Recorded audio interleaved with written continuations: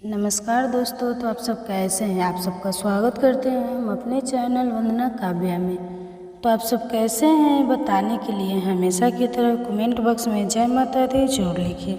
तो चलिए दोस्तों, आज हम बात करते हैं इस वीडियो के माध्यम से जानेंगे दोस्तों सनातन हिंदू धर्म में तुलसी के पौधे का महत्व सबसे अधिक है। इसकी सबसे पहले पूजा भगवान विष्णु जी ने की थी। श्री हरि कहते हैं कि जिस प्रकार से देवी लक्ष्मी की बैकुंठ को ऐश्वर्य प्राप्त है, उसी प्रकार से बैकुंठ में तुलसी के कारण ही पवित्रता प्राप्त है। तो दोस्तों, पृथ्वी लोक पर जिस स्थान पर भी तुलसी का पौधा होगा, उस स्थान पर कभी बुराई का वास नहीं होगा। तो ऐसा स्थान सबसे अधिक पवित्र होगा। इसी कारण से हमें हमारे घर में तुलसी का पौधा अवश्य ही लगाना चाहिए।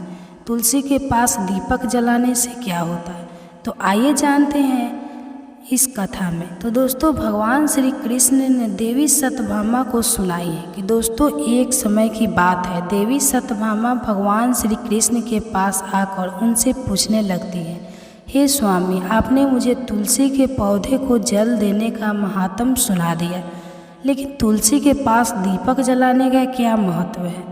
तो रोज़ शाम को तुलसी के पास दीपक क्यों जलाया जाता है? इससे मनुष्य को कौन सा फल प्राप्त होता है? तुलसी के पास दीपक जलाने की विधि क्या है तथा दीपक लगाते समय कौन से मंत्र का उच्चारण करना चाहिए? कृपया आप मुझे विस्तार से बताइए। तो भगवान श्री कृष्ण कहते हैं, हे देवी, आज तुमने समस्त संसार के कल्याण की भावना से बहुत ही उत्तम प्रश्न किया है। तुम्हारे इस प्रश्न का उत्तर देने से पूर्व मैं तुम्हें एक प्राचीन इतिहास सुनाऊं, जिससे तुम्हें तुम्हारे सभी प्रश्नों के उत्तर मिल जाएंगे।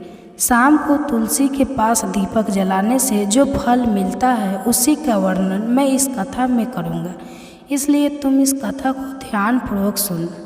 इस कथा को ध्यान से पूरा सुनने से मात्र से ही मनुष्य को 100 वर्षों तक तुलसी के पास दीपक जलाने का पुण्य प्राप्त होता है।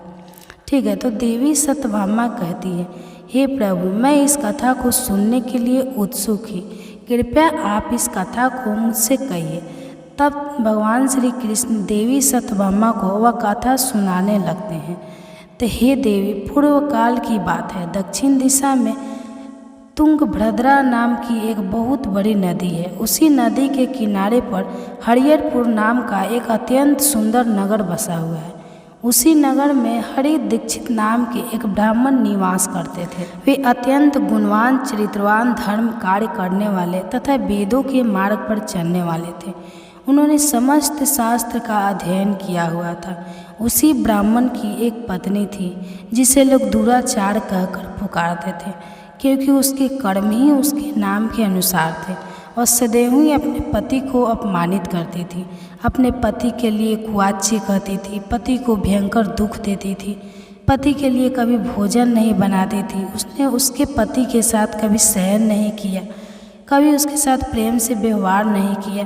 पति के मित्र परिवार के लोग घर पर आते तो वह स्त्री उनको अपमानित करके भगा दिया करती थी और स्वयं काम भाव से उन्नत होकर निरंतर अन्य व्यभिचारिणी स्त्रियों के साथ घूमा करती थी। उसका मन पति को छोड़कर प्राय पुरुष में लगा रहता था। उसने कभी अपने पति से प्रेम से बात नहीं की, किंतु प्राय सुंदर सुंदर पुरुषों के संग बैठकर बातें करती थी। प्राय पुरुषों को मोहित करने के लिए सज धज कर गाँव में घूमने जाया करती थी। कभी वह वन में किसी वृक्ष के नीचे खड़ी रहकर सुंदर पुरुषों की राह देखने लगती और किसी दृष्ट पुरुष को मोहित करके उसके संग भोग विलास किया करती थी। फिर एक दिन वह दुराचार स्त्री वन में जाकर एक वृक्ष के नीचे खड़ी हो गई। उसका चित्त काम से भरा हुआ था। वह किसी सुंदर कामी पुरुष की राह देख रही थी, किंतु बहुत समय निकलने के बाद भी उस स्थान पर कोई पुरुष नहीं आया। इसलिए वह अत्यंत दुखी हो गई और प्रियतम की खोज में इधर उधर देखने लगी।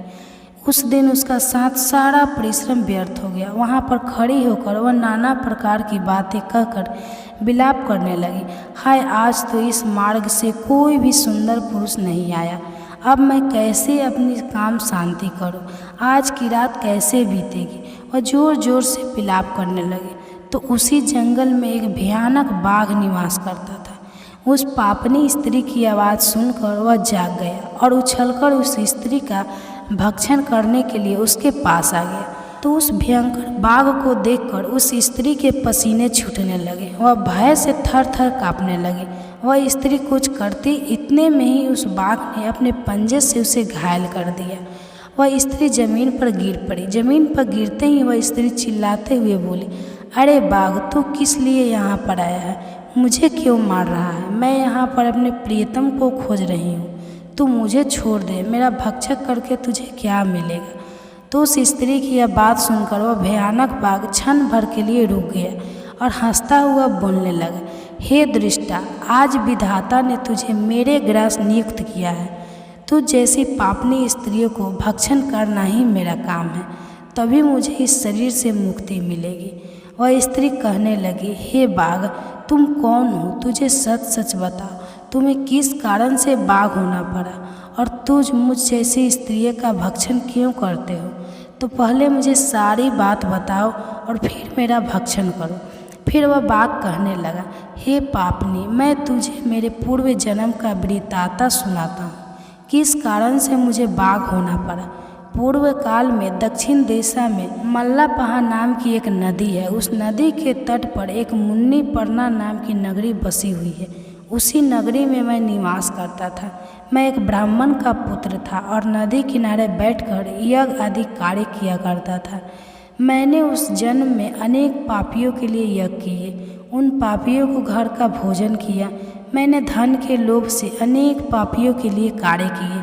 जिन वस्तुओं का दान ब्राह्मण को नहीं लेना चाहिए, उन वस्तुओं का दान भी मैंने ग्रहण किया। आरण लेने के बहाने से दूसरों के धन लेता था, लेकिन कभी वापस नहीं करता था। इस प्रकार से पाप करते हुए मुझे बहुत साल बीत गए और मैं बूढ़ा हो गया। मेरा बाल सफ़ेद हो गए, आँखें सूज गए, मुंह के सारे दांत गिर गए, लेकिन फिर भी मेरी दान लेते ही आदत नहीं छूटी और मैं पाप करता गया।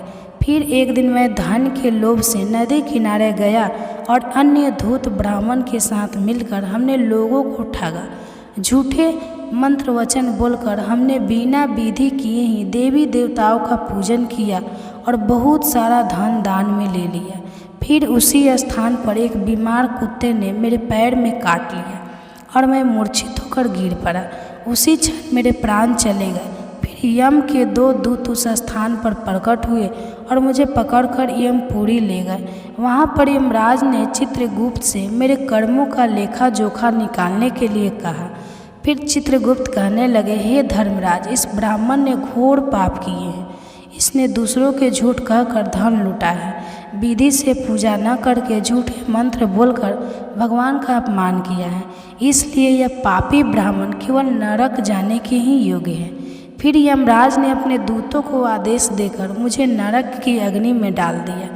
अनेक वर्षों तक नरक की सजा भोगने के बाद मुझे बाघ का शरीर प्राप्त हुआ और मैं इस दुर्गम वन में निवास करने लगा। मैं अपने पूर्व जन्म के पापों को याद करके कभी महात्मा, साधु पुरुष, सती स्त्रियों का भक्षण नहीं करता हूँ। मैं केवल पापी, दुराचारी तथा उल्टा स्त्रियों का ही भक्षण करता हूँ, ताकि मुझे पाप से मुक्ति मिल जाए। इस प्रकार से उस बाघ ने अपने पूर्व जन्म का वृत्तांत सुना दिया और स्त्री से कहने लगा, हे पापनी, तेरे आचरण से तू उल्टा दिखाई पड़ती है। अपने पति को छोड़कर तू इस वन में अन्य पुरुष के साथ भोग विलास करने के लिए आई है, इसलिए आज तू मेरा ग्रास अवश्य बनेगी। इतना कहकर उस बाघ ने अपने तीक्ष्ण नखों से उस पापी स्त्री के टुकड़े टुकड़े करके उसे खा लिया। फिर उस स्थान पर यम के 2 दूत प्रकट हुए और उस पापनी स्त्री को उठाकर स्वयं नगरीपुरी में ले गए। वहाँ पर उसे यमराज के सामने खड़ा किया गया। फिर चित्रगुप्त ने उस स्त्री का लेखा जोखा निकालते हुए यमराज से कहने लगे, हे धर्मराज, यह स्त्री तो अत्यंत पापनी है। इसने घोर पाप किए हैं। इतने व्यभिचार किया है। इसने अपने पति की कभी सेवा नहीं की। अपने पति को भूलकर प्राय पुरुषों के संग भोग विलास किया करती थी। इसके पापों के सुनकर यमराज ने उस स्त्री को अग्नि से भरे हुए कुंडों में डालने का आदेश दिया। अनेक वर्षों तक उसे उस कुंड में पकाया गया। फिर उसे निकालकर रक नामक नरक में डाल दिया गया। इस प्रकार से उसे अनेक वर्षों तक अलग अलग नकोंड्रू व महापापी स्त्री पुनः पृथ्वी लोक पर आकर चंडाल के रूप में उत्पन्न हुई। चंडाल के घर में जन्म लेकर वह फिर से अनेक पाप करने लगी, व्यभिचार करने लगी, अनेक पापी पुरुषों के संग व्यवहार करने लगी। फिर कुछ समय बाद पूर्व जन्म के पापों के कारण उसे कोढ़ का रोग हो गया और वह भयानक पीड़ा सहन करने लगी। उसका अंग अंग जलने लगा, उसके नेत्रों में पीड़ा होने लगी। इस दुख को सहन करते हुए वह दिन बिताने लगी। फिर एक दिन वह तीर्थ में स्नान करने के उद्देश्य से अनंतपुर में चली गई। वहाँ पर वह एक आश्रम के बाहर निवास करने लगी। उस आश्रम में एक तुलसी का पौधा था। अन्य स्त्रियों को वहाँ पर तुलसी के पास दीपक जलाते हुए देखकर उस पापी स्त्री ने भी वही किया। उसने तुलसी के पौधे के पास एक दीपक जला दिया। फिर उसी रात हृदय फटने से उसकी मृत्यु हो गई और यमराज के 2 दूत उसे ले जाने के लिए वहाँ पर प्रकट हुए। जैसे ही यमराज के दूत उस पर पापी स्त्री को पास में बांधकर ले जाने लगे, भगवान विष्णु के 2 पार्षद उस स्थान पर प्रकट हुए और उन्होंने उन दूतों को रोक लिया और कहने लगे, हे दूतों, इस स्त्री को तुम छोड़ दो। यही स्त्री नरक जाने के योग्य नहीं है। तुम उसके आदेश से ऐसा अधर्म कर रहे हो। फिर यम के दूत कहने लगे, हे पार्षदों, हम यमराज के आदेश से इस पापी स्त्री को उठाकर ले जा रहे हैं, किंतु आप हमें किस कारण से रोक रहे हो? यह स्त्री अत्यंत पापी है, से नरक में ले जाने की आज्ञा मिली है। फिर पार्षद कहने लगे, हे दूतों, यह स्त्री तो विष्णु भक्त है, यह नरक जाने के योग्य नहीं है। इसने शाम को तुलसी के पास दीपक जलाया है, इसी कारण से इसके समस्त पाप नष्ट हो गए हैं। इसलिए अब यह नरक जाने के योग्य नहीं है, यह स्वर्ग जाने की अधिकारी बन चुकी है। पार्षदों की बात सुनकर उन यमदूतों ने उन स्त्रियों को उसी स्थान पर छोड़ दिया और यमलोक लौट गए। वहाँ जाकर उन्होंने यमराज को सारा वृत्तांत सुना दिया। फिर भगवान विष्णु के पार्षद उस स्त्री को दिव्य विमान में बैठाकर स्वर्ग लोक ले गए। भगवान श्री कृष्ण कहते हैं, हे देवी सत्यभामा, इस प्रकार से तुलसी के पास केवल दीपक जलाने मात्र से ही मनुष्य के सभी पाप नष्ट हो जाते हैं। जो स्त्री नित्य शाम को तुलसी के पास दीपक जलाती है वह सौभाग्यशाली बनती है। उसके पूर्व जन्मों के सभी पाप नष्ट हो जाते हैं, उसे सुख समृद्धि की प्राप्ति होती है। रोज तुलसी के पास दीपक जलाते समय इस मंत्र का उच्चारण करना चाहिए, ओम तुलसी देव्य ब्रह्म विष्णु प्रिय या ध्रमी तन्नो वृद्धा प्रोचेत्यात्।